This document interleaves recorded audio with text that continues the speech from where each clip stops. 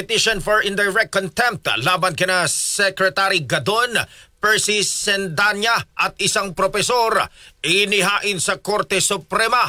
Kasama mo sa balita si Radyoman Chill Emprido. RMN Live Report.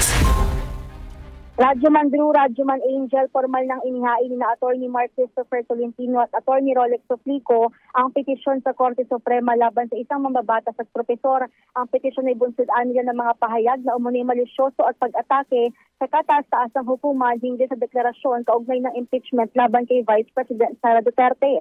Matatandaang sinabihan ni Sendanya ang Korte Suprema na kadler ng mga korap na opisyales, habang si Hedaria naman ay nag-post sa social media na lahat ng mga hukom ng Supreme Court ay appointees ng mga Duterte kaya hindi independent ng Supreme Court.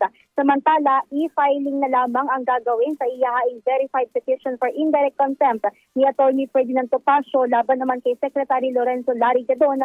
Bunsod pa rin ng pahayag ng naturang kalihim na umano'y hindi angkop o nakakabastos sa Judiciary o Korte Suprema. Bukod sa paghahain ng petisyon, nagkilos protesta rin sa labas ng Korte Suprema ang iba't ibang grupo sa liwasang din at ang iba't ibang grupo para naman suportahan ng Korte Suprema laban sa pambabatikos dito.